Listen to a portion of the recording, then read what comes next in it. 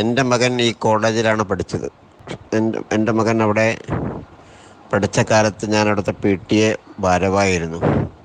5-ാമത്തെ വർഷം ഞാൻ അവിടുത്തെ PTA പ്രസിഡൻ്റായിരുന്നു.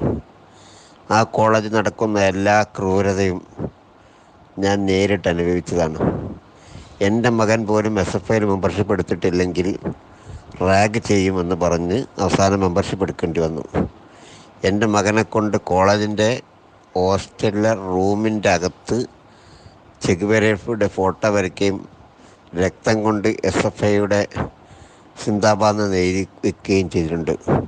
അന്നൊക്കെ പ്രതികരിച്ചാൽ എൻ്റെ മകൻ്റെ വിദ്യാഭ്യാസം താറുമാറാകുമെന്ന് മനസ്സിലാക്കിയതോടെ മിണ്ടാതിരിക്കുകയാണ് ചെയ്തത്. കോളേജിൻ്റെ അകത്ത് പ്രത്യേകമായ കോടതി മുറിയുണ്ട്, SFIയുടെ റൂമുണ്ട്. മറ്റൊരു വിദ്യാർത്ഥി സംഘടനയും വേറെ ഒരു സംഘടനയും അവിടെ പ്രവർത്തിക്കാൻ പാടില്ല. ഇതാണ് ഏറ്റവും വലിയ ക്രൂരത.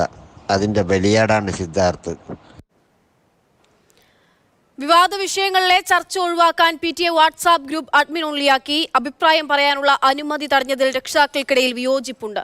അതേസമയം സിദ്ധാർത്ഥന്റെ മരണത്തിൽ ക്രിമിനൽ ഗൂഢാലോചന